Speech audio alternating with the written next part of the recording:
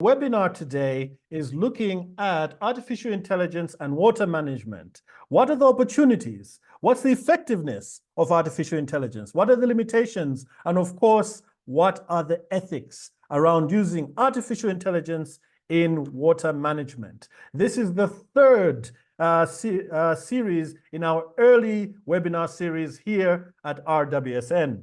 For those of you who don't know what RWSN is, or for short, that's short for Rural Water Supply Network, we are a global network of professionals and practitioners working to raise the standards of knowledge and evidence, technical and professional competency, practice and policy in rural water supply, so that we can fulfill the vision of sustainable rural water services for all. We are a massive network of professionals, close to, if not more than 10,000 from all over the world. And already we are seeing quite a number of people jumping on, about 200. We've already cleared 250 people. You're welcome from wherever you are to this webinar, the third in a series.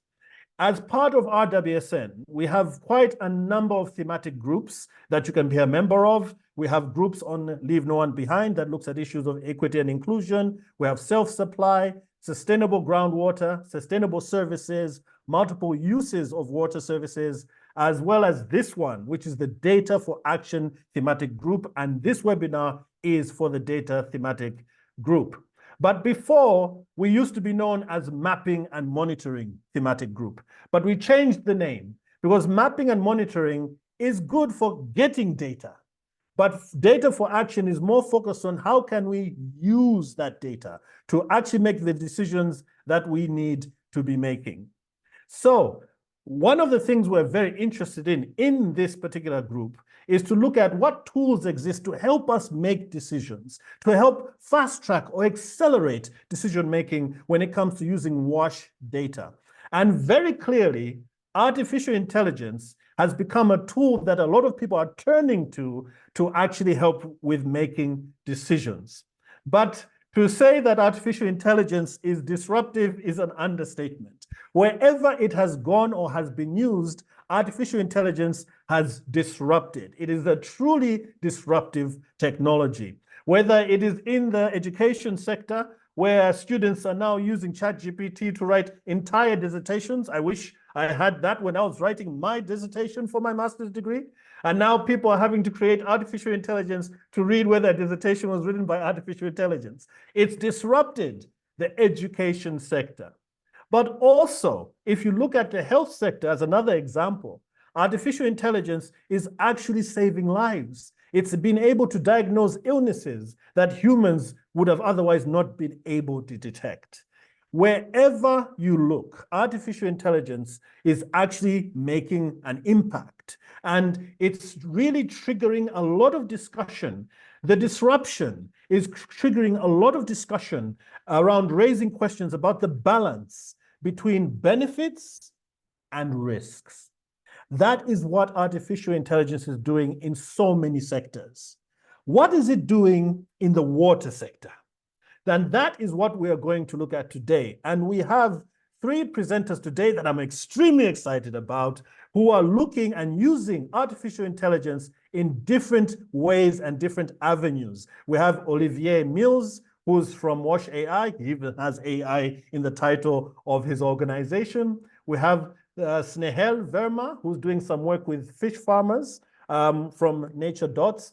And of course, we have Professor Kwaku Adjei from the Kwame Nkrumah University of Science and Technology. We'll give you a lot more of their profiles as we are going on.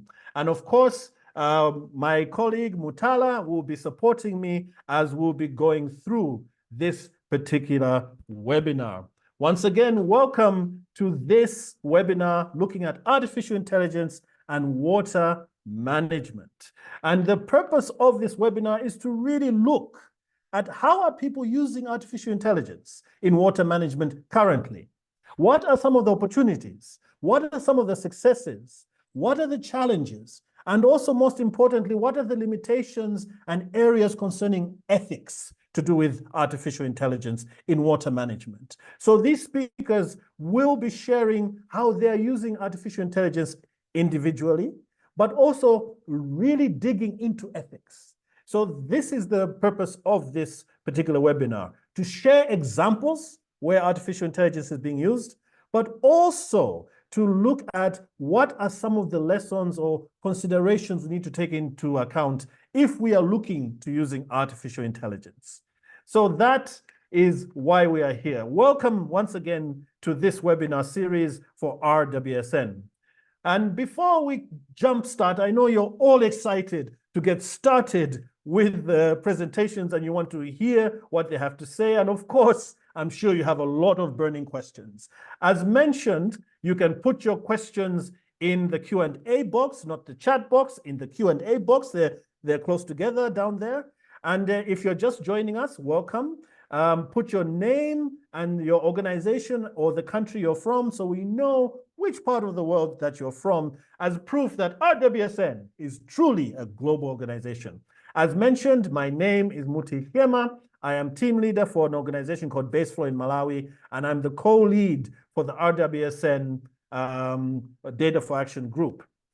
Before we jump into things, we are going to do a quick poll that is going to just understand what is the temperature like in the room concerning artificial intelligence. There are about 3 questions that we would like you to actually respond to. It's a simple, you just simply click the response that is more relevant to you. The first question, you need to scroll up to the top. So you see a scroll bar on the side, so scroll up or down. So the first question you need to answer is, for what purpose do you use artificial intelligence in your day-to-day work? For those from Francophone countries, the French translation is right next to it. So the first question is a multiple choice question because you might use artificial intelligence for different things. So you could use it for writing grants, brainstorming, summarizing, image generation, those of you who are into graphic design, search and research, learning, and of course, maybe some of you don't use artificial intelligence in your work. That is okay. Let us know how you are using artificial intelligence right now. That is the first question of the poll of this webinar. The second question, if you scroll down, is to what extent do you agree or disagree with this statement? The statement is, the benefit of using artificial intelligence to enhance our work far outweighs the risks. I'll take that again. The benefits of using artificial intelligence to enhance our work far outweighs the risks. And for those from Francophone countries, the French translation is right next to that one. This question is single choice. You can only choose one. Do you strongly agree, disagree? Are you in between? Agree or strongly agree? So that's the second question. The third question is, to what extent do you agree with the following statement? There are enough regulations to aid in the responsible use of artificial intelligence. I'll take that again. There are enough regulations to aid in the responsible use of artificial intelligence. And this is a single-use question as well, a single-choice question as well. So you need to respond. We'll give you 45 seconds. Sorry, I'm being stingy. I'll give you 1 minute to respond to these 3 questions. So there's the first question, which is multiple choice. How are you using artificial intelligence? The second question is a single choice, responding to the statement, do the benefits of AI outweigh the risks? And the third one is, which is a single choice question, there are enough regulations to aid the responsible use of AI. I'll give you a minute to respond to those questions, and then hopefully we'll see what the responses are like. 1 minute, starting now. So, okay, we have over 331 people joining. This is exciting.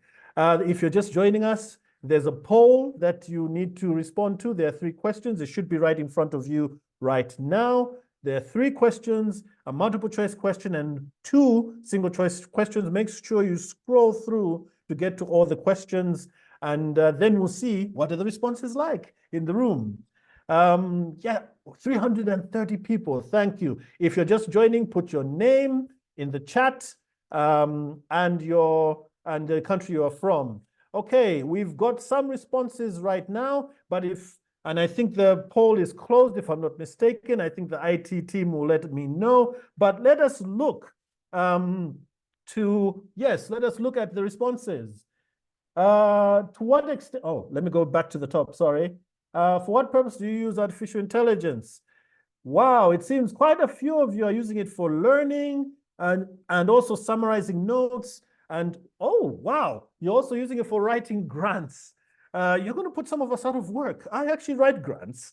So yeah, so this looks like it seems like a lot of summarizing of notes in meetings, writing grants, and also learning. Very interesting. And also there's about 20% of you don't use artificial intelligence. Let's see if you start using it after this webinar.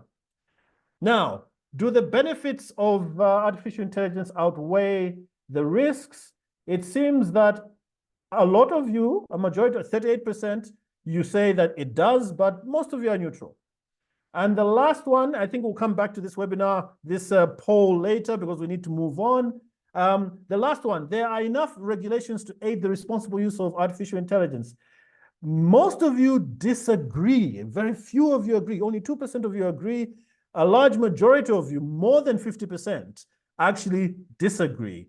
Let's see, as we go into the webinar, if your thoughts on this are either challenged or changed or confirmed. So thank you very much for responding to that poll. I think we'll come back to it a little later on.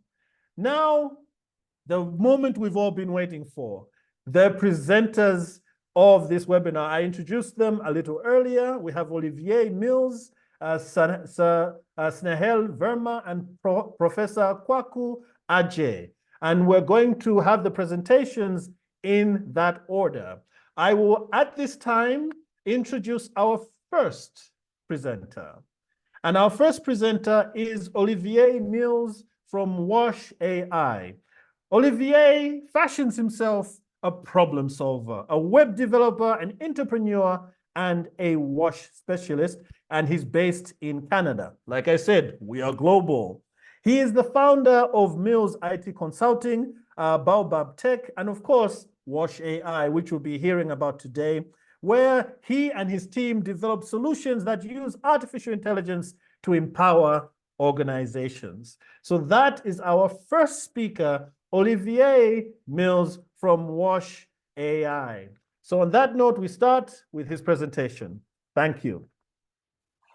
Hi, so I'm going to do a brief overview of what Wash AI is, where it came from, where it's going. The origin of Wash AI really is from observing current practices, both opportunities and challenges of really how we have and are still disseminating research, practical learning, and still struggling with in-context troubleshooting and interpreting information as well. So what we're seeing is still a lot of PDFs being made, a lot of websites being built, and not really knowing what the reach is. A lot of new online libraries and that kind of come and go within the last 30 years of the WASH sector. We're seeing a lot of documents or frameworks being produced, and the challenge is really to put it in context of the WASH practitioner who's reading this technical paper or this new approach. Also, we're seeing language challenges where we might have something available in French, English, and Spanish, and not necessarily in my local language, Arabic or Urdu, Swahili, Hindi. So there's a language barrier there as well in information dissemination. We don't know who's using these manuals. We don't really know how useful it was to them. And I think one of the biggest and hardest one is we don't really know, we don't get much feedback. We don't know, like, this is my experience in trying to do this approach, or in this technical challenge of using technical information in the WASH sector at any level, from policy to really practical technical components. So these are the things that motivated the development of Wash AI in the context of using new available large language models to process information. So the question we asked ourselves was, how do we get the most relevant information in the hands of those who need it now, so that they can understand and interact with it? That's the challenge, really, that Wash AI is trying to address. So when we think of those who need it, we're thinking of, well, what's the local context? How does this information apply to the local context? How do we make sure it's up to date in context of the person who's using the information. Relevant, how is an information relevant? Well, it's got to be targeted to the person who's using it. Is this person a policy developer, writer? Is this a technician at the, working within a very, very technical context? Now, as in, we recognize the volume of information that's out there, and we can't all read everything that's being published. So how can we simplify it, really focus on the most relevant information now, and then they can spend their time, instead of searching, they can spend their time actually digging into the topic. Understanding is critical for information. So what language is available? How can we change the language? How can we immediately translate it using machine translation? How can we simplify complex topics? How can we provide some of the background knowledge so that they can understand something that's more technical? And finally, the interaction, the most exciting part, I would argue, is how do we enable information to be dynamic, and so that someone could look into a topic and decide to dig in deeper on a technical perspective, or to broaden it and say, well, okay, great, show me other examples in this other country. So that's some of the approaches that we're taking with Wash AI, and we can do a lot, if not all of this, with the new advances in large language models. So what is Wash AI? Wash AI is really a suite of services. It includes a web-based knowledge assistant, kind of like a chat bot, if you will. It includes a WhatsApp connector, so we can interact with that same base of knowledge through WhatsApp. We're building a Learn module, which allows us to explore a topic a little bit more, instead of just question and answer, but we kind of dig into a particular topic in the WASH sector. TLDR is the too long didn't read. So that's the summarizing tool that helps simplify and summarize long reports, publications. Pulse is a newsletter that is published every week, AI generated. Now, it's based on updates that are gathered every week, up to about 300 updates. And those updates from various organizations and social media are summarized and presented in a newsletter. The Data Explorer module is one where we are connecting our knowledge systems with large data sets, such as the JMP, the World Bank data sets, and all open data sets that are relevant to the WASH sector, so that you can interact with them through simple questions, rather than trying to download the CSV files and trying to generate graphs and go through complex dashboards. And finally, the Translate system, which is we're building to enable WASH language, so WASH terminology translation in common languages that are used in our sector. So the web interface, as you can see here through the screenshot, is one of the first tools and services from Wash AI. And really, it's the idea behind it is you ask a question and it accesses its very large knowledge base of curated WASH documentation and updates from the sector, and provides with a best guess answer. In this case, we are building out more than just a question answer approach, but this shows you sort of its simplest form and how it differs from something like ChatGPT is that it provides references to its answers. And so you can trace back to, okay, well, it said something like, where does this information come from? And the demonstration here in this image is showing an answer that pulled from the recent WHO guidelines and the specific page in which it found it. So the WhatsApp connector is a big one. We know how many of you are on WhatsApp and are already using that as a tool to connect with colleagues. And so we wanted to give an opportunity for you to engage directly with Wash AI's knowledge base via WhatsApp. Again, providing that same transparency around the references in which the information was found. So Wash AI has been opened in beta, which means sort of testing. So it's not fully public yet. And that's very important. We want to make sure the tool is reliable. We have already 450 WASH practitioners signed up from 81 countries, and have a few 100 active testers who have asked over 1,400 questions. What is really interesting is that tools like these give us the opportunity to understand what is being asked in the sector, the themes, and also who is asking these questions. What is very important for us as well is transparency around data privacy. And so when we do these analyses, we anonymize completely the data of the user, and we're really just looking at the people's role and also the topic of the question that might be asked to make sure that there is full privacy around the data. So interestingly, we have a really, really broad mix of user base across the WASH sector, from anything from executives to WASH managers at the subnational level, WASH researchers, as well as funders. The topics are also all over the place, which is quite interesting. And this is a AI categorized topic of the questions that have been asked. So we can see there's a majority of them in the water quality, actually, which is, I guess, not surprising in terms of the nature of the types of questions that are being asked. So where are we going with WASH AI? Our main focus is actually to look at a more localized focus and dig into the local perspective. So being able to segment our knowledge base and provide more contextualized answers for, at this case, the country level. And so that, for example, if someone is asking about examples of applications of a technology, or could be asking about policy information or guidelines around how to do, for example, rural water supply, that we're able to dig right in and focus on the country that they're most interested in, rather than providing more generalized, not necessarily transferable information. So that's the direction we're going. We're building these services actively, and if you're interested, you can join in to test it out and help us build this very broad AI-powered knowledge system for the WASH sector. Thank you.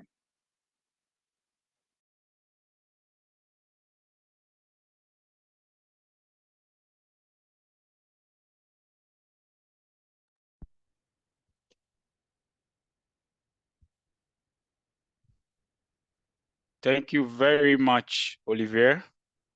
So at this point, we'll be looking to hear from our next speaker, who I'll introduce to you shortly. We have online Sanel Verma. She is the founder, director of Nature Dots, and has over 8 years of distinguished experience across India and the US, both very big markets. Preceding her work with Nature Dots, she drove impactful ideas in renewable energy, nature resource management, and technology. She's a first-generation entrepreneur, and she excels in ideating solutions for global water challenges, fueled by a passion for marine and freshwater ecosystems, specializing in the convergence of technology, nature, and finance. She holds a Computer of Science degree, an MBA from the IIFM India, and is a Fulbright Fellow with a Master's in Environmental Management from the Duke University of the United States of America. Welcome, Sanel, and over to you. Thank you. Thanks, Madala. Hello, everyone. Thank you for that kind introduction. So I think now I would like to bring everybody's attention a little more towards how water and food systems are very closely linked, which we all know. But I want to draw your attention to one critical food area, which basically led to creation of our solution Aquanut, but at the same time starting of Nature Dots, which is freshwater fisheries. So the session is all about water, but how water impacts us, not just from a WASH perspective, but also from a food security or protein security.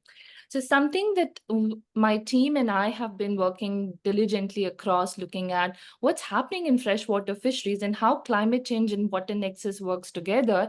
Let me share a small data point, but a big data point, that in last 6 months, all across the globe, specifically in emerging market, we have clocked almost 34 million tons of freshwater fisheries being lost. And this all has been due to climate change impact, deteriorating water quality, but at the same time, a lot of multitude of factors.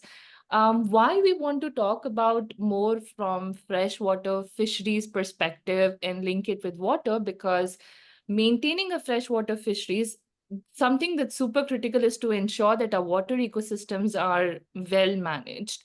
I want to give a small snapshot of what these freshwater ponds look like. It's not just big, large reservoirs, but at the same time, these are small ponds which are always nestled between agricultural fields or community ponds. And so I'll tell you a short story as to something that we found was that when we started working with freshwater fish farmers to increase their productivity and at the same time de-risk them from a lot of other stressors, something that we didn't factor in is on how quickly the water environment changes. Many of our fish farmers, when we initially started working, started documenting these small mortality incidences whenever there was a runoff or a rainfall event. And when we started finding out what was it that was changing in the water that the fish stock could have been lost in within 2 to 3 hours, we found there was absolutely no pond or water data available for us to triangulate or even do any diagnostics. We figured that this was a very critical gap, but then why was this gap still there? But before I jump in, I also want to bring your attention to the three main precursors, which are not only risking the freshwater fisheries and a protein security for a huge chunk of population, but at the same time endangering our water ecosystem. That's the disease outbreak, incidences of low dissolved oxygen, and harmful algal blooms. And this all sort of, and these are multi-dimensional problem. And what we found was that the existing solutions that were available both for a water resource management and for freshwater fisheries have been looking at water from a very siloed perspective. So water, unlike land, does not have boundaries or a border. It's going to flow. And this is a brief snapshot of what a land waterscape would look like, where you can see a large reservoir upstream and you have small, tiny tank ponds. Now, this was something that challenged us because we were looking at water resource management from, say, a pond level management or a reservoir management. But to think that this system is entirely connected, we figured that we have to look at the resource from a more totalitarian perspective or look at it more from a systems approach. And when you have to zoom it out to a systems approach, you look into the kind of data points that one would need, and the current system, such as statistical methods, seems sort of very bulky and at the same time complicated. So the key thing that we had to work on was to how do we first get this data, because we knew that there were already existing water quality monitoring stations and other that have been available, but why has it not upscaled to other parts of the world? This is a case of India, where we found we had very less water data available. And the reason was that the current systems were expensive. They were sort of looking at water from a siloed perspective or needed a lot of learning curve and calibration. And on the fisheries side, we had absolutely no information available for freshwater fisheries. So to rethink about this, as we started building up a solution, plugging in one data stream at a point, and now we have ended up plugging in almost 10 million data points. What we ended up creating was a digital twin of a water body, where we not only capture the pulse of water from the surface of the water body, but also from what's happening inside the water. Something which is crucial for water resource management is that we look at water from how the ecosystem dynamics are changing. And a unique perspective that we developed here was to integrate an ecological lens, which would help de-risk water, not just from a fisheries production or water resource, but integrate both of these perspectives together. And we also realized that the key barrier was the use of hardware. And this is where the role of AI has been transformative, because now by using the AI systems which we developed in-house at NatureDots, we are able to reduce the requirement for an IoT sensor-based monitoring by almost 50 to 80% and have achieved accuracy of 99.5% in many critical water quality parameters. This led to a change where we created a high-end technology, but made it affordable and accessible to even the most vulnerable section, which could really make use of this hyper-intelligence data to tackle the hyper-local risk which are happening. And so we started working with fish farmers, and for fish farmers, the solution is something that they are able to use in a very human-centric approach, because we co-created this with them. all the analytics and insights on what's changing in their water body, how their fish growth is happening, what inputs are required. All this information is made very easily available to them through a mobile app, which is available in 13 local languages in India. And we are now testing it in further other geographies, including in Southeast Asia and some parts in Latin America. So they were able to earn almost 3x to 5x return on their investment. And with the better production, we were able to have they were able to get more better market prices. Something that we did find that was the most innovative, that as we had more data and information on water health, on fisheries health, on weather and climate, we were able to identify the incidences for fish disease outbreak. Recently, in last couple of years, we have seen outbreaks such as tilapia lake virus diseases, parasitic infections, which now we're able to focus beforehand. And as with AI, we're able to detect what are the conditions that lead to this disease outbreak. And giving these alerts and advisories help fish farmers de-risk themselves. But when you work on a system solution, tackling the pain point of water, the same solution can end up having multiple applications. Here are two use cases, one in India and one in US, where the same Aquanurse digital twin were used by water utilities in India to de-risk a drinking water reservoir, which supply drinking water to almost 6 million people, and by identifying non-point and point sources of pollution. And in the US, restoration managers were able to use the same system for increasing the restoration efficiency. With the more data and information, by combining different ecological, biophysical, and chemical data points on water, they had more targeted insight as to how to target the resources and how to capture these problems. But working with communities, the key things is that we have to we have to build an ecosystem, and partnerships and collaborations are super important, because they are not only data provider, but at the same time, they're also data users. And we have to build up a system which is accountable and transparent for our fish farmers and other users directly benefiting for such a solution. Since last 3 years, while working with freshwater fish farmers and different utilities, we've been able to save almost 630 million liters of fresh water and are now on target to restore almost 750 billion liters. We're a small yet growing startup team with almost 8 members, including my 2 co-founders, Atish and Ayush.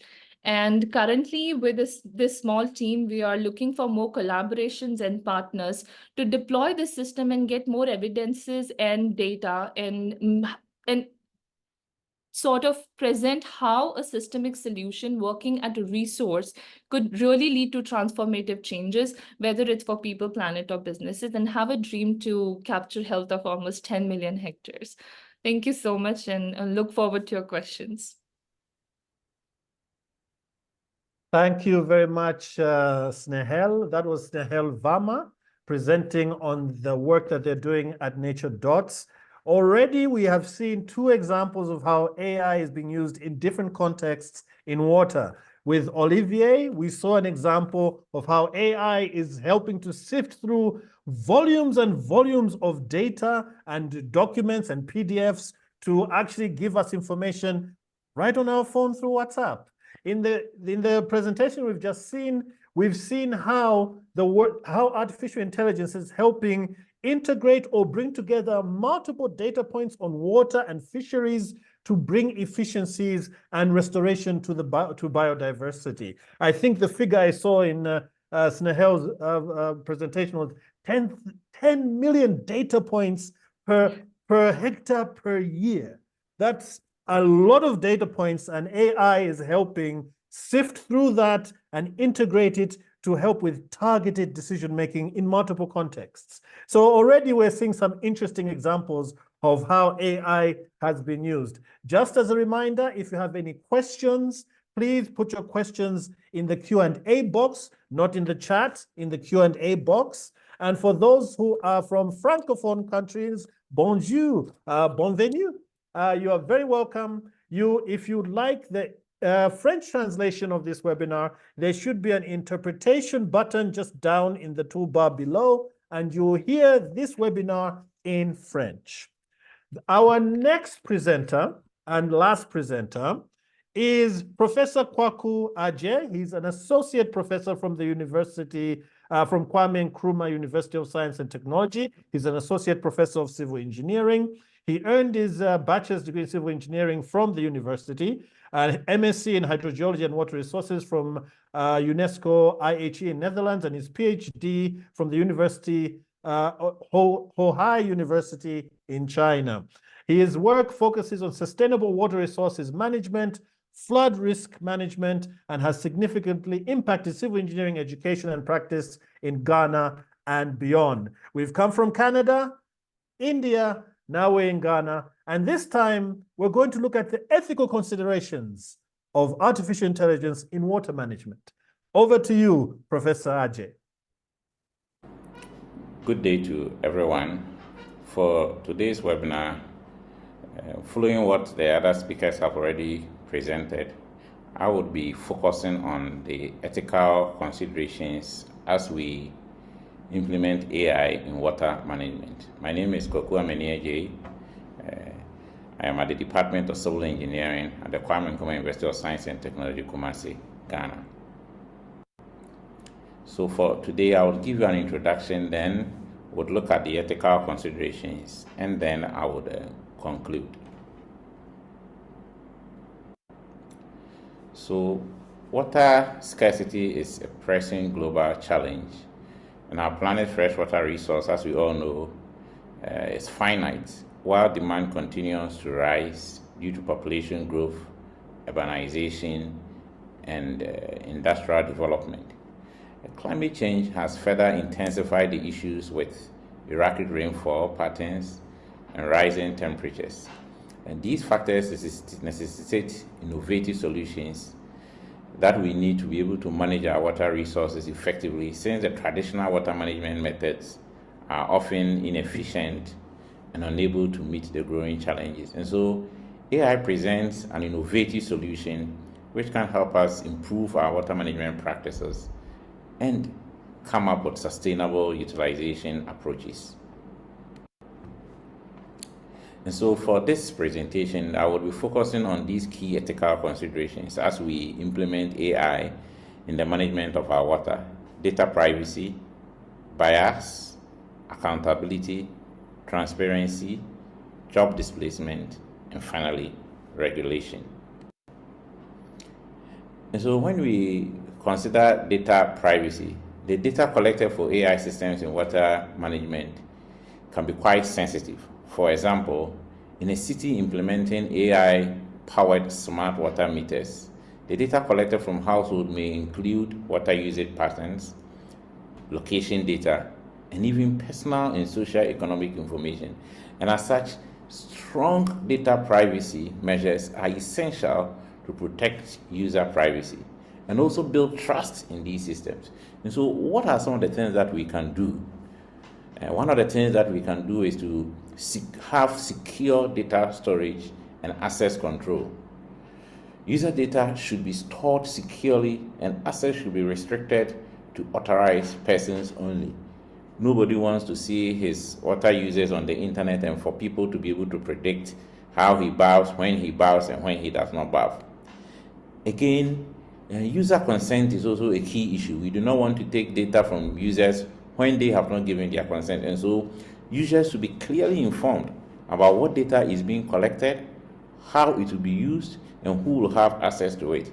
And we should also give them the opportunity to consent or to opt out of the data collection properties. And lastly, we should give users the right to have access and delete their personal data as and when they require. So the second point that we want to look at when we are looking at ethics is bias. Bias in AI can lead to unequal resource distribution. For example, an AI system designed to allocate water resources in a water distribution network must ensure it does not favor affluent areas over poorer communities. It is crucial to develop and train AI models on diverse data sets to prevent reinforcing existing disparities. We all know there is more data available in the global north than in the global south. And so it's easy to train models based on data in the global north, leaving out the differences and peculiarities in the global south. And as such, we must ensure that algorithm bias, which can arise from training data which reflects existing societal inequalities, do not come about by focusing on data only from the global north. What can we do? One of the things we can do is to conduct bias audits, including diverse data sets. No matter what, we should make efforts to get data from the global south so that our models are not biased. And we must also continuously monitor the AI decisions for fairness. The third point we would want to look at is accountability. Accountability is a crucial aspect of ensuring responsible use of AI in water management. The question arises, who is responsible for the decision AI systems make? I'm sure that has come to your mind before. For example, in the case of a flood prediction and response system powered by an AI, clear protocols must be established regarding who is responsible for action taken based on the AI predictions. If a wrong prediction leads to inadequate responses, who should be held responsible? In this case, there are several stakeholders who may share accountability, including the developers of the AI system. They are responsible for ensuring that the system is designed and trained in a fair and unbiased manner. And so if there's an inaccurate prediction, they may be held responsible. The entities deploying the AI system, they are responsible for using the system in a responsible way and for mitigating any potential risks, as well as the regulatory bodies. They have a role to play in setting standards for accountability and ensuring that AI systems are used in compliance with those systems. So what can we do in this case? To ensure accountability, one, clear lines of accountability are essential for building trust in AI systems. And so we must have human oversight for key decisions. For critical decisions, there should be a human oversight to ensure that the AI system's recommendations are fair and reasonable. The fourth point we would want to look at is transparency. Transparency involves making the workings of AI systems understandable and accessible to all stakeholders. This builds trust and ensures that decisions made by AI systems can be scrutinized and validated. Consider an AI system being used for monitoring water quality. Such a system should provide clear and understandable reports that are accessible to key stakeholders. The assessment algorithms, as well as the criteria used by the system, should be transparent to ensure public trust. What can be done when it comes to transparency? One, we should ensure that there are clear and transparent communication about AI decision-making processes. This will ensure that people impacted by AI systems have a clear understanding of how these systems work and how they arrive at decisions. The point which is on everybody's mind, job displacement. Is AI coming to take my job? Yes, AI can lead to job displacement, but it also has the potential to create new employment opportunities. While AI offers significant benefits for water management, it is important to acknowledge that it may also lead to job displacement. AI has the potential to automate many tasks currently performed by human workers in the water sector, such as meter reading, data analysis, and routine maintenance. This automation could lead to job losses in some areas. While job displacement is a potential concern, there are strategies we can adopt to mitigate its impact. One is upskilling and reskilling programs, which can equip workers with the skills needed for new jobs that emerge in the AI-powered sector. Again, we can have job redesign, which would involve redefining existing jobs to leverage on human and AI capabilities collaboratively. This may involve on focusing on areas where human judgment, creativity, and social skills are irreplaceable. That is why we're saying responsible use of AI. And so the two can live hand in hand. The last are regulations. And regulations are key. As AI technology continues to develop, it is important to develop regulatory frameworks to guide responsible development and deployment. These frameworks, such as the EU AI Act, can help to ensure that AI systems are safe, fair, and transparent. And countries, especially in the global south, must take keen interest in developing policies on the use of AI. For example, regulations could require that AI systems be tested for bias before they are deployed. They could also require that companies that develop AI systems have clear plans on how they will address potential risks. Regulatory frameworks are still evolving, and typical projects like the Real Project at Kenya USA are working on frameworks on the use of responsible AI. But they are important steps towards ensuring that AI is used for the good of all. To conclude, AI offers a promising future for water management. However, it is crucial to address the ethical considerations outlined in this presentation to ensure that AI is used responsibly. By working together, stakeholders from government, industry, developers, and civil societies can develop and deploy AI systems that are fair, transparent, and accountable. This will allow us to harness the power of AI to create a more sustainable water future for all. A balanced approach to technology, governance, and inclusivity is essential. Thank you for your attention. Thank you very much, Prof. That's a very good presentation. And our concerns and the issues that we have been thinking about has to be addressed. We all have a role to play. The ethical issues are real. If we don't put in place policies and guidelines to guide how AI revolution is going to look like in the future, people can use it for the wrong reasons, and it can affect all of us negatively. As much as we think about the good, let's think about the extent to which it can be a negative tool for some sectors of our economy. At this point, we need to follow up based on the presentations that have been made. We've heard from our 3 speakers, and at this point, we'll try as much as possible to make it interactive, to give people the opportunity to ask questions beyond what they have in the Q&A box. But before we do that, I have a question for Olivier.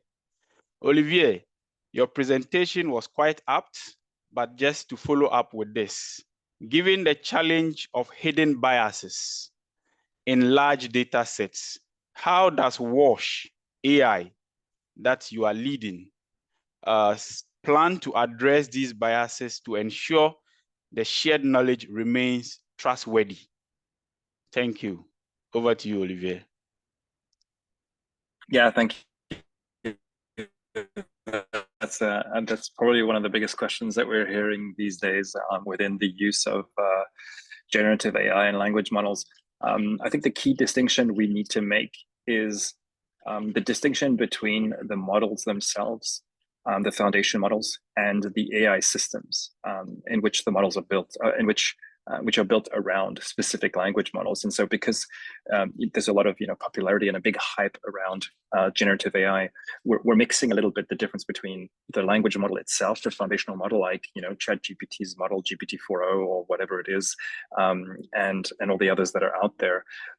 Separating the two, there's a difference between the pure model itself and the system that we build. And so with WASH AI is an AI system. It's relying actually on multiple different kinds of models that we put together, that we weave together. We use language models to look back on existing answers, to autocorrect.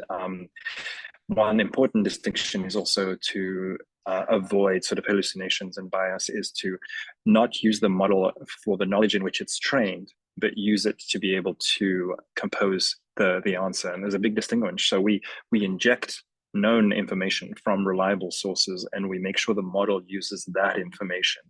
So there's various techniques to do that, and we can significantly mitigate both bias and hallucination, because in some ways, even the fanciest of models are very influenceable. You can tell it what to say.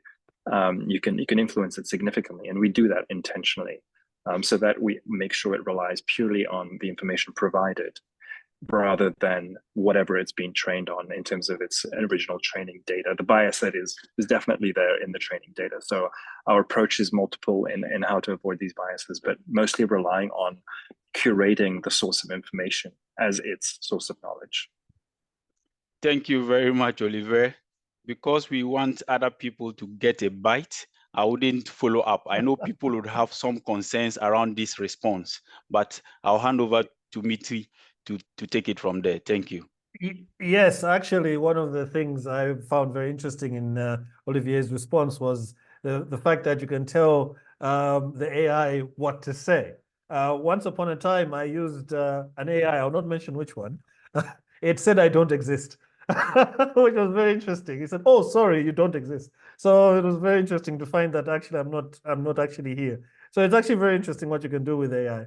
I'm going to ask another question, and thank you, Olivier, for your response. I'm going to ask a question to Snehal, looking at her presentation, which looked at taking all of this fishery data, water data, and bringing it together and overlaying it. I think you talked a lot about breaking the silos and trying to bring data from all these different sectors to actually make more targeted decisions. I found that very interesting, particularly the figure of 10 million data points per hectare per year. It's like, my goodness, that's astounding. And but I'm really interested in the interface you had, because you did talk a lot. You did to speak to the issue of interfacing with the farmers, with the fish farmers that you're working with.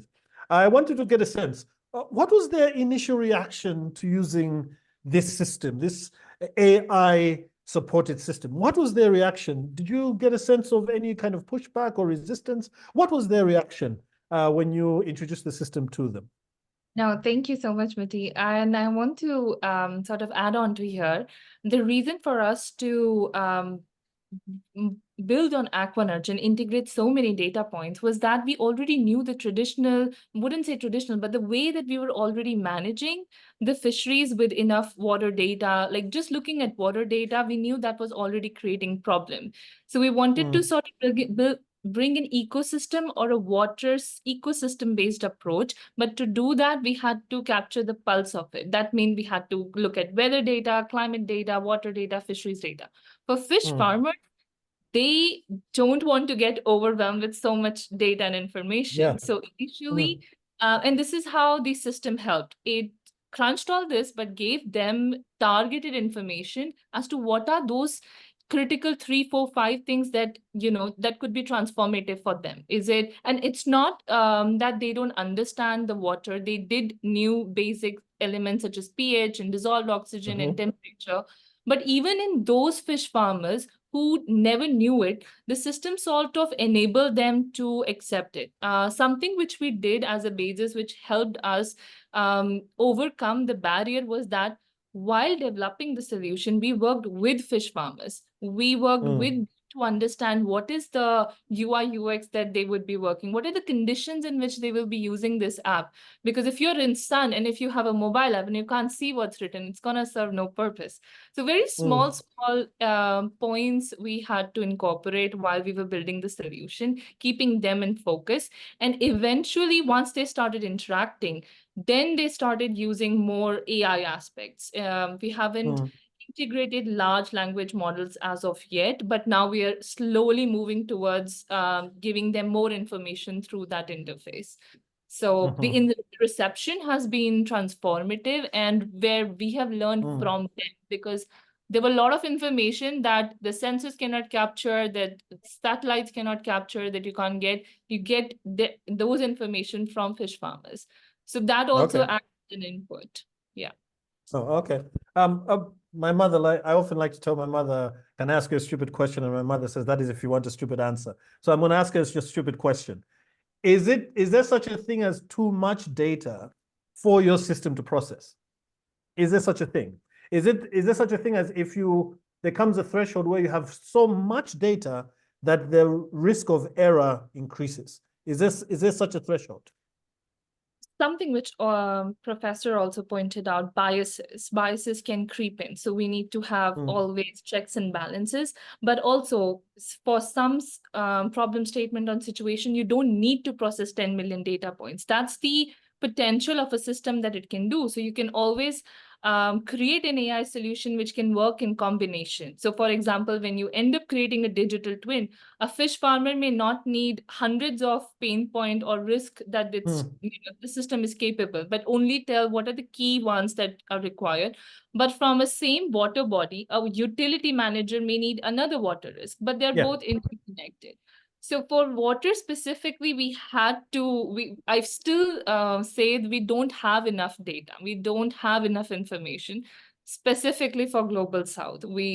And for any AI systems to develop at a general scale, we need more data from different parts in the world. So we are still looking at a huge data deficit and data gap. So I will save myself from saying that we have too much data. We don't. For Global South specifically, we need more information. Oh, I thought I would get you to say that's too much data. Thank you for your responses, Nahel. Yeah, so over to you, Mutala, to ask the next question. Thank you, Muti. Hello, Prof. Your presentation really touched on the issues of regulations. And when we look at the AI revolution, you can see that the global north, especially the European Union, is trying to do something around that. I know the Ministry of Communication for Ghana is trying to develop some framework around AI usage. And you in the academia, I'm just hoping and wishing that with the kind of knowledge and understanding you have, they will probably be reaching out to you for some inputs. But just a follow-up question to your presentation. Considering the ethical challenges of AI that is going to be introduced in the use of AI for global water management, what systematic challenges will organizations, governments, and other stakeholders face? And how can they position themselves to navigate these changes effectively, or these challenges effectively? Yeah, thank you very much. Surely in KNUST, there is a project currently being sponsored by IDRC, and it's called RAIL Project, which is looking at responsible use of AI, and they are coming up with frameworks which can help in the responsible use of AI worldwide. But to your question, some of the challenges, like I mentioned in the presentation, is data governance and privacy, both at the national level and also at the organizational level. And what we can do is for us to implement a robust data governance framework and strict privacy policies so that we manage who is able to have access to what. In the question, somebody asked about smart meters. Smart meters are not AI systems, but they are enablers because they help in the continuous gathering of data, which is very important. But when you gather the data, we must have strict privacy policies in place. And we also have to look at accountability and transparency, like I said. We need to establish clear rules nationally and then in the organization so that nobody will say, but the computer did it, but the system did it. If the system did it, you were given some oversight. And so you are responsible to ensure that what the system is giving out is the correct thing. It's just like having an autopilot. If you're in a car, current systems, you are supposed to sit so that if there's an emergency, you quickly react. In the same way, we must come up with accountability and transparency and then establish clear rules, giving oversight body, and also ensure that we have transparent AI decisions. Then we must also work with there will be some regulatory and ethical standards challenges. You know, in the global south, we are often late in sometimes adopting these technologies and sometimes do not even have the resources to do this. And so it is key that we collaborate internationally so that in some cases we can leapfrog, because there are some countries which have already advanced in coming up with regulations and ethical standards. And so we can leapfrog and have collaborate among these government, organization, academia, so that we can create and update our regulatory frameworks and ethical standards frequently and be able to match up with what is happening in the global north and other places. Then also in implementing these systems, we must do continuous monitoring and evaluation, especially in the global south, because there are some systems that we implement, we see that it's not working well for us. And because of that, we need to quickly change. If you do not monitor, you will not know what is happening. We may assume everything is going on well. The last but not the least is education and capacity building. We must consciously invest in our programs, educational institutions, so that they do funding. You know, in the global south, very little is spent on R&D. In this AI age, we can't take that for granted.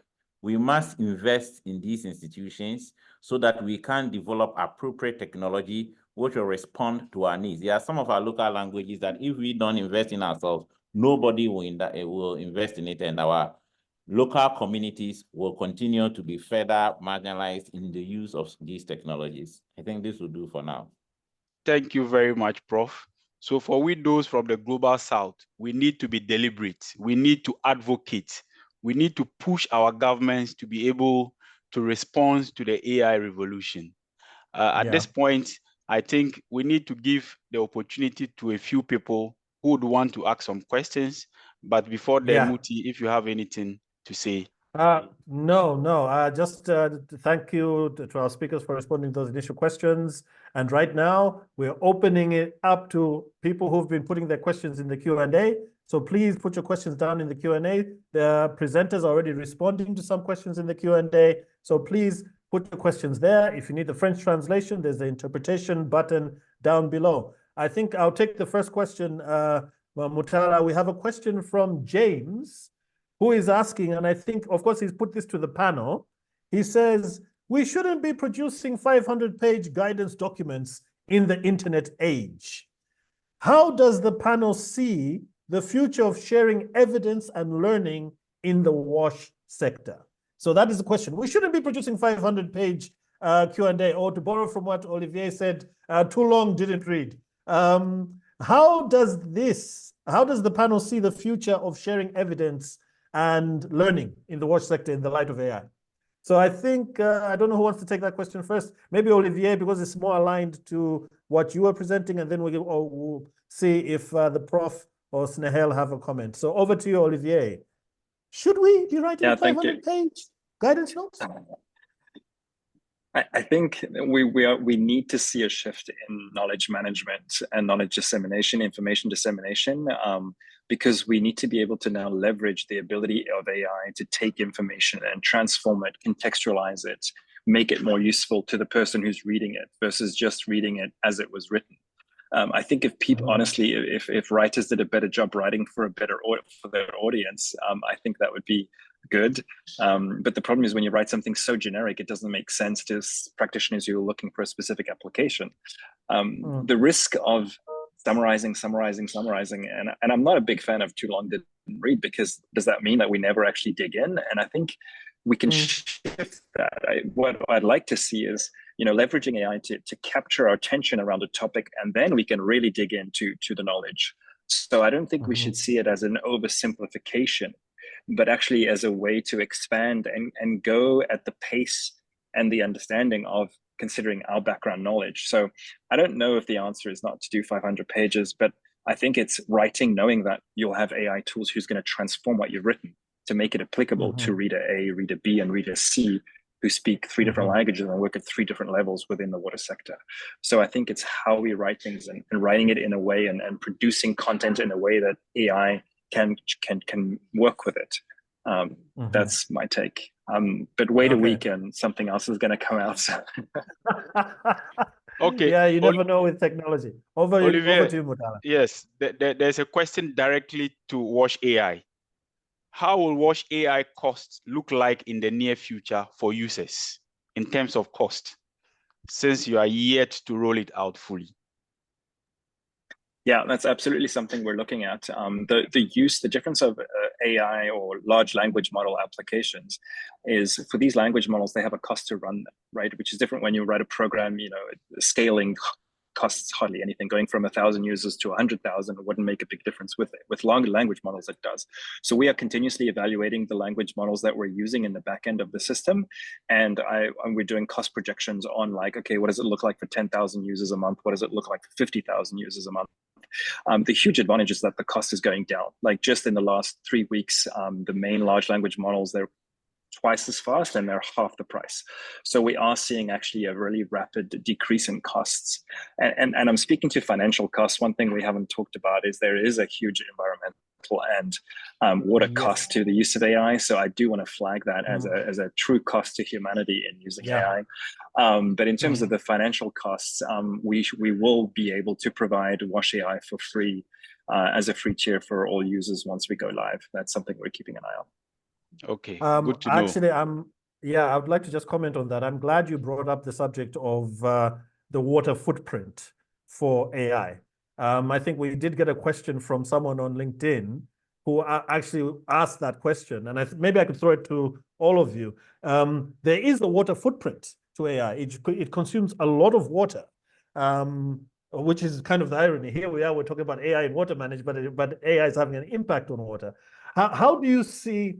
How do we deal with that caveat or that trade-off? Is it something we just have to live with, or are there initiatives in place trying to rectify that particular problem about the water footprint of AI?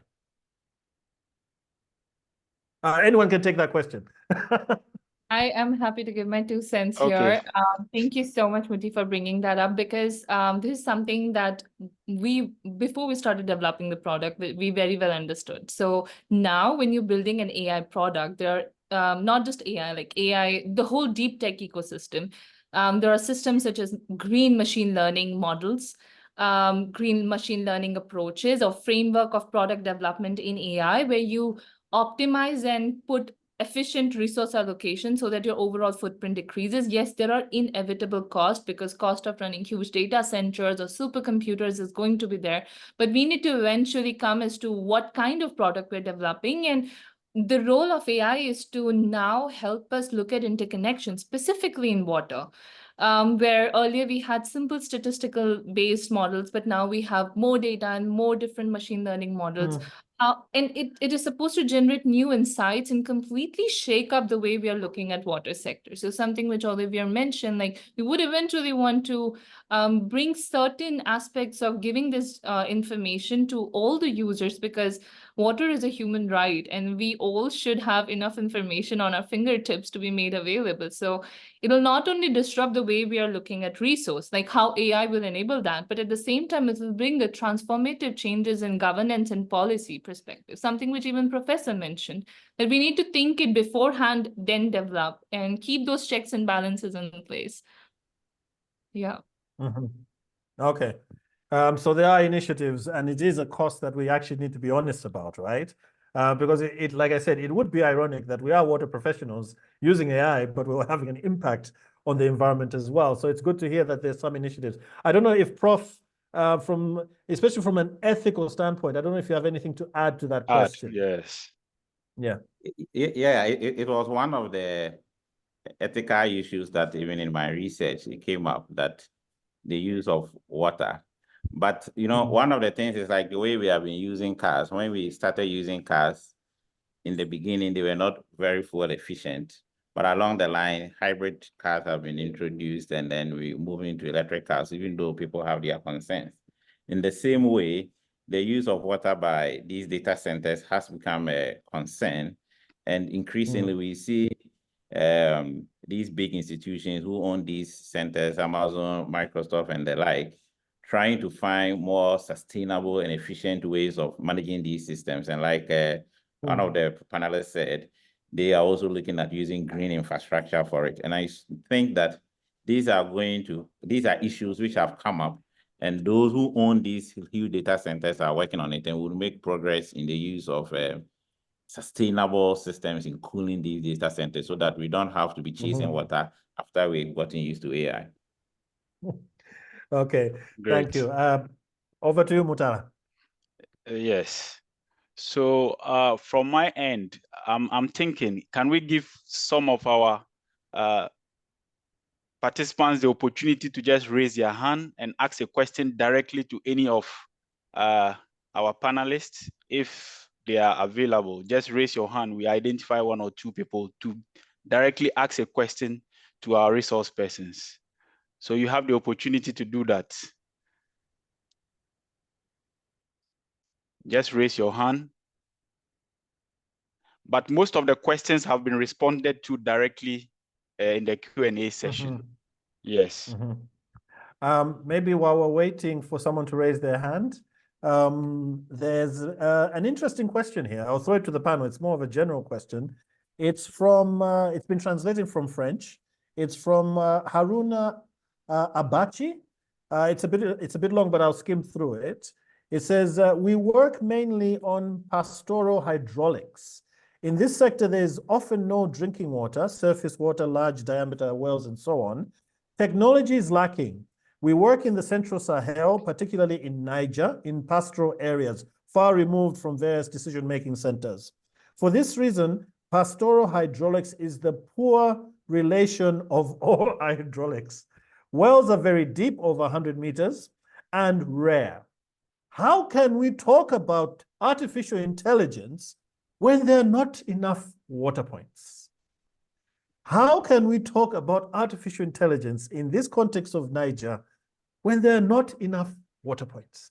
Maybe digging into this, is there maybe an issue of that maybe we need to take things one step at a time in different contexts before we leap to this technology?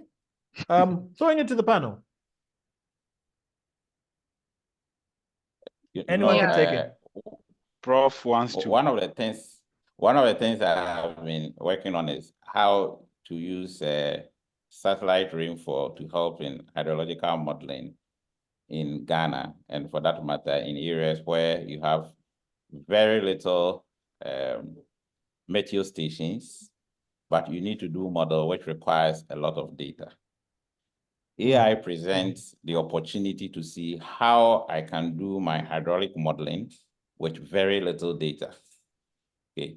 And some of the studies where some have used, like one of my students tried to see if we can do a rainfall runoff model with AI where you have very little data compared to where you are using a traditional hydraulic physical based models. And the results were encouraging and good. And so AI presents an opportunity to test out how I can do this pastoral modeling with limited data and how AI can observe some of these trends and make these presentations. So I think it's an opportunity to see how I can use my limited data to give to have a fair understanding of the existing situation than it seeking me further to the bottom. That's what I think. Okay. Thank you, Prof. I think, Sahel, you wanted to say something. Yes. No, I just wanted to add on to what Professor said. India, we have, I would say, desert of data. We don't have data. So, and that is why we had to end up using AI, what Professor mentioned. Like, there are so many hydraulic or hydrological and geological models which need a lot of data. But with AI now, you could create these proxy indicators or virtual sensors which we developed, which can really help bridge this gap and give targeted insights. Okay. Thank you. Thank you very much for that. We still have quite a few questions here, and I can't really choose which one. Okay, let me give this out. Yeah, go ahead. Go ahead. From Takele.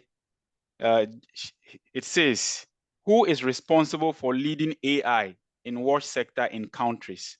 As it has been said, it requires a lot of groundwork before starting it. So also around the issue of regulation and who we must hold responsible. I mean, I can speak to monitoring a little bit what I've seen around the generative AI. I think it is an issue. It was surprising actually to see that people felt that there was enough regulation. You would say that running a startup, I would say that I don't want regulation, but I think we really need a lot more regulation and smarter regulation. I think we saw the EU is very, very good at jumping in on regulation. Really, surprisingly, usually the EU is very slow, the European Union, but they were one of the fastest to jump on this. I think we need a lot, but I think we can do a lot because we know that's going to be slow. We can do a lot within our sector to provide digital literacy and understanding at the human, like at the individual level, at the organizational level, building capabilities of individuals working with AI, so that we don't have to wait for regulation to make sure that we are doing it responsibly and ethically, that we understand the models we're using, we understand the limitations and the risks of using data with AI. So I think in some ways we can't wait for regulation because this is moving so fast, and we know how long policy takes to get written. So I would argue we need to kind of stay ahead of that, and that would be my push, is to really, anyone who's working any closely to, is really push their management to say like, hey, we need training on this, we need to understand how it works, I want to be using this ethically and responsibly. So in some ways we do need to come up with our own internal policies before we wait for the government level policies. And this kind of speaks to what the prof was talking about a little earlier about, the systemic changes that organizations actually need to have in place, the issues with data privacy and so on, so that we can sort of position ourselves for this wave that is coming, because whether we like it or not, it is here. It's not coming, it is here. So how then do we position ourselves for that? I think, Prof, you had a question. I think you wanted to also add to that particular question about who should lead on AI regulation in the watch sector. Okay. In the watch sector. I think like Olivier said, we must have the regulations, but you see, the use of AI is not one thing we pick and we put it and everybody taps. It's broad. Currently, if Watch AI is launched, people will start using it. Who do you hold responsible? So the international body is the one that will be regulating Watch AI. Currently, ChatGPT is being used. Is it being regulated in Ghana? So it is a broad area. So you can't pinpoint one organization to lead the regulation of AI. It is an international collaboration that we must have to ensure that all aspects of AI can be regulated. The nation must have theirs, and then the international body. Once they work together, then together we know that we are regulating how we use these tools. So there is no one body who can regulate the use of AI in the work sector. It is a collective effort, both nationally and then internationally. And then, like Olivier said, plus the moral responsibility of the developers themselves to ensure that what we are putting out is right and fit for purpose. Thank you very much.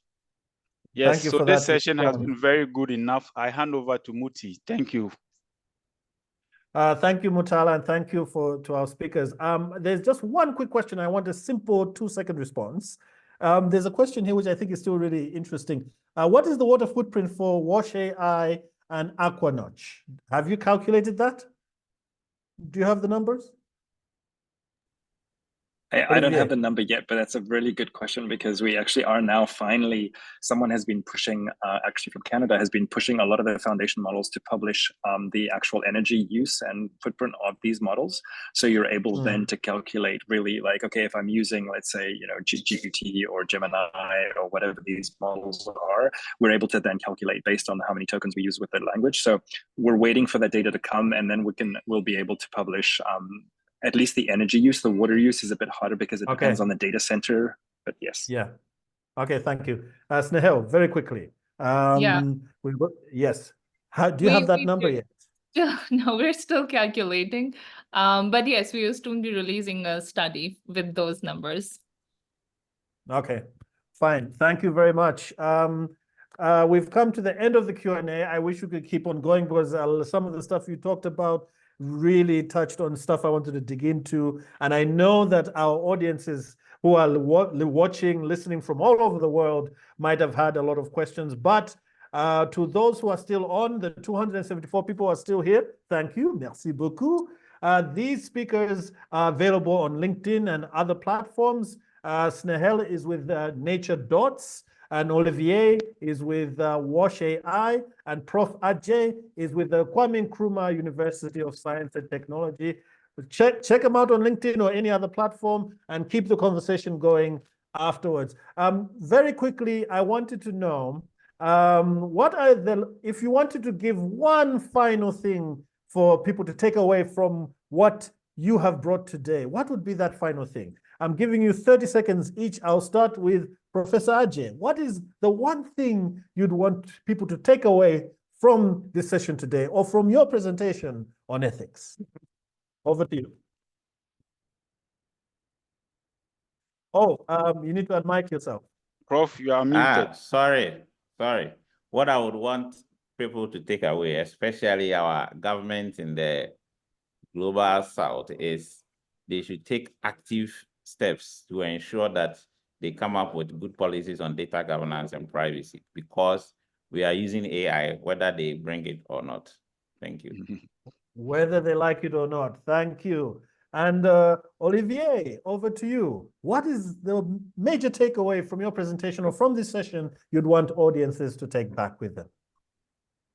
I think for me, it's really encouraging people to experiment and see what the technology can do and cannot do for them. Be extremely curious, but also very, very critical. Like really, I always say, like, switch on your analytical brain anytime there's some AI behind you or you're asking a question. Just turn on that super analytical, critical brain, because it's going to sound fantastic, but don't trust it. So use your critical brain. So the human being is still needed, as mentioned a little earlier. Snehal, final words from you. Yeah. No, I think this panel was an amazing session, because I think during this panel, we brainstormed so much, and I could see in the chat, people were coming up with great ideas on how we can potentially use AI.